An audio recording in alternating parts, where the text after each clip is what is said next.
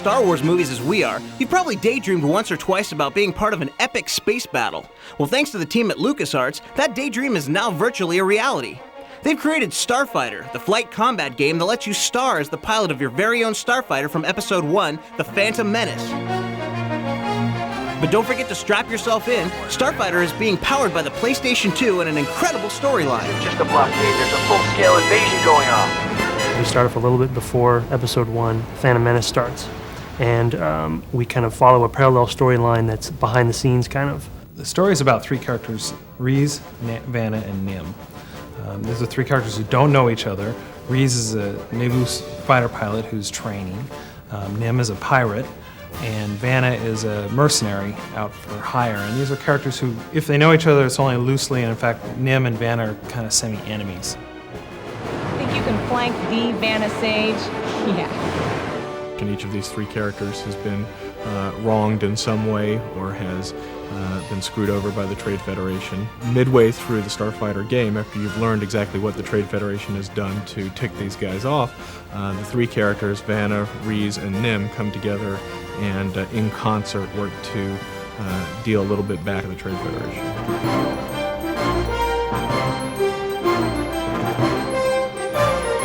What makes a video game great, besides awesome visuals, are fascinating characters and well-thought-out storylines. Starfighter not only has both, but it goes one step further and intertwines the stories of these three main characters. We're approaching a training minefield. They'll give you a chance to familiarize yourself with your targeting system. And you follow this one pilot, Reese Delos, kind of through his training, and then his royal escort, and then he kind of gets split off from the events of the movie onto his own storyline. And I think at that point the player is sort of wondering, what are these three characters and what do they have to do with each other? And that's one of the things that we tell through the structure of the game is as a play, they start to go, oh, okay, now I see how these two characters are related, or I see how they're going to come together and they're going to work together towards the ultimate goals. Well, Nim, my know-it-all co-pilot is just taking out the landing platform first. The player starts out playing a number of missions from each character in turn, and then when the characters join forces, we start just beating them, right and left with new characters. And play this character and you go back to this character, and that allows us to tell this story from a bunch of different points of view. The LucasArts team is no stranger to designing ships for space, and most of the ones in Starfighter are based on designs from the movie. The challenge they had to come up with was a vehicle for Nim and the other pirates. We needed to come up with a whole new line of vehicles that were around the pirates. We wanted them to have a very distinctive look, a cohesive look. And what we came up with is something that looks like 60s hot rods, with cool paint jobs, but then there's Bondo on the side, and there's big giant engines on them. They really are like painting your own car, big flames on the side. They all have their unique look for the character, all kind of metal and over the top, and you can tell that it looks like they all painted their own vehicle.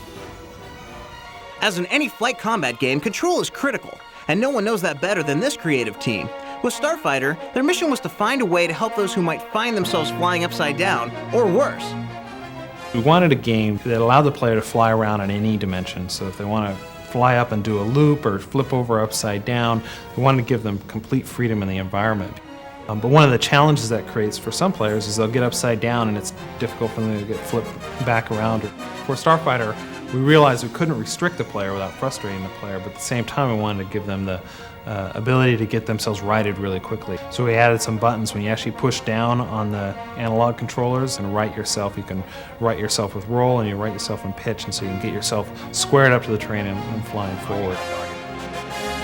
Starfighter is the first PlayStation 2 game from LucasArts. We were interested in knowing what it was like to work with this powerful platform. We were able to throw just enormous amounts of texture and geometry at the screen. And when you look out in these environments, it just seemed to go on forever. That's just the raw power of the PlayStation. Working with PlayStation 2 was, you don't know the boundaries. I didn't know how far to push it. I'm used to doing like Nintendo games and PlayStation games, and there's those barriers that everybody realizes. So I just kind of keep pushing until the programmer's telling me to stop. And the philosophy on the Starfighter team is essentially this. The programming team is at the service of the art and level design team. I like to think of it as, we build picture frames. Ultimately, the art team and the level design team makes the picture, and that's the important thing. how about this size texture? What about this geometry count? Can we have particle systems, and what kind of effects can we have? And it almost seemed limitless. In the past, you really had to worry about the number of particles you had in a particle system. These days, I mean, you can put a lot of particles up there and not really worry too much about slowing the game down. In fact, that's kind of a danger, of course. I mean, you want to make sure that you're not just saying, oh, well, I can draw a million particles, why don't I? I mean, it all has to be in service of the gameplay, and it all has to be done in a context that it makes sense. And so what that really implies is we need to do everything we can to take all this tremendous power that we've got with the PlayStation 2 and put it into the hands of the artists, put it into the hands of the level designers, expose that stuff in a generic and flexible way. And, you know, we suspected that if we did that well, we'd be surprised. And were we ever? Man all defenses, prep the transports for evac. Hostile! Affirmative. Hostiles approaching from orbit. We've got landers, 12 o'clock high. We have a pirate base mission, Janim Pirate Base, which is inside of a double impact crater. And this base is kind of snugged up against the walls, and you have ships down there and docking facilities. And the Trade Federation comes in, and they are trying to get back some stolen technology, and they raid Nim's base in the middle of the night. And in just comes massive amounts of Trade Federation forces. It's very clear very quickly that, of course, the pirate base is not going to survive, and at that point it becomes an extremely hectic, frantic scramble to get people out of that base as quickly as possible. It's dark, you see lit up buildings, you see lights. All of a sudden, turrets start going crazy, and things are coming in from space, and it's black up there, and all you see is shadows of big landers coming down. They're kind of blocking out the stars, and you see tracers going across the sky. I mean, it looks like a war zone, and you've got people yelling and screaming. I think the whole experience is extremely immersive for me.